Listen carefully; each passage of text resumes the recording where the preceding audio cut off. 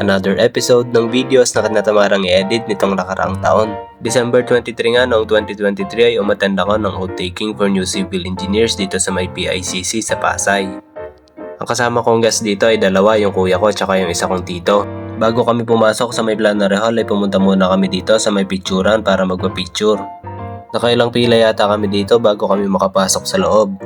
Nung time na yan, ilang beses sumagi sa isip ko yung pangarap lang to dati Pero ngayon, dream come true na.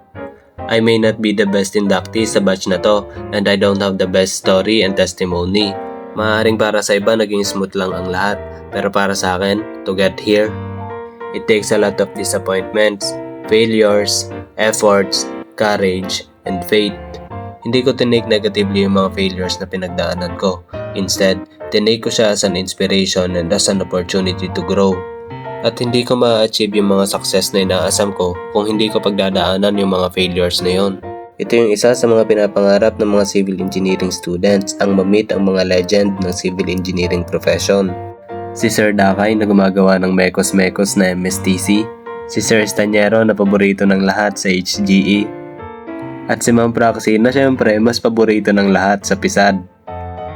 Of arduous work, sacrifice, and struggle to earn your license to practice as a professional civil engineer. So may I ask you new civil engineers to stand, face your guests, your parents, your siblings, your relatives, your guests.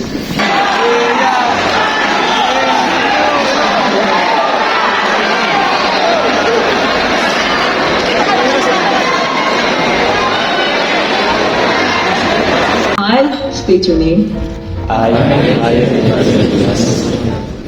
Of your address. of Occidental Mindoro. Hereby solemnly swear that I will support that I will support and defend and defend the Constitution the Constitution of the Republic of the Philippines. of the Republic of the Philippines. In the Board of Civil Engineering, there are three of us. The most senior is Dr. Romeo Estanyero, and the youngest is Dr. Pericles Dakay. I am at the middle in terms of age. Pero since this morning, si Dr. Romeo Estanyero has been receiving thunderous applause. Inggit na inggit ako.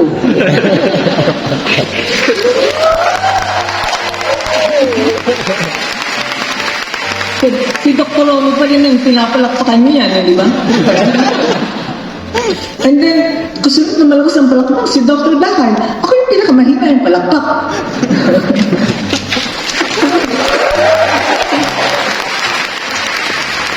Siguro sabi niyo, hindi ka namin papalakpakan, pinahirapan mo kami.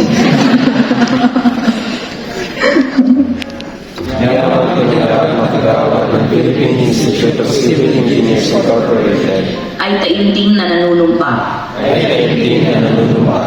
na aking buong pusong tatangkilikin na aking buong pusong tatangkilikin.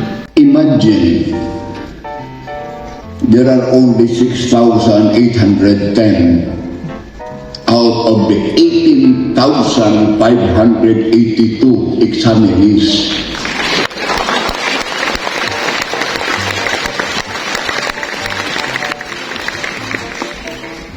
Who made it successfully. Only 1 out of 3 have made it. So you are one of the brilliant ones in that vast exam.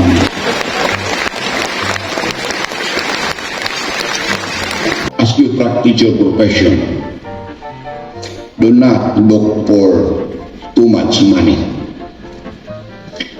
Money is not the measure of success.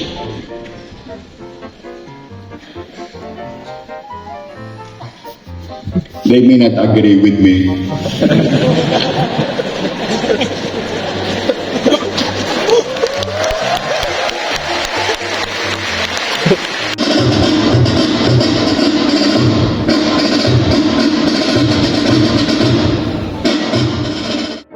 Dito nga tapos na yung oath-taking ceremony and picture taking na lang. Sa unahan ako nakaupo kaya napasama ako dun sa first batch ng mga pinicturan. Kaya diretso na rin kami niyan papunta sa sakayan ng bus. At dahil Christmas season nga, napakaraming pasahero kaya nagtiyaga na lang kaming nakatayo para rin makauwi kami ng mabilis. Diretso rin kasi kami niyan pauwi ng Mindoro. At pagdating nga namin dito sa Batangas Port, napakahaba ng pila ng mga sasakyan. Bale, expected na rin naman namin to dahil Christmas season nga, talagang napakarami ng pasahero pag ganitong panahon.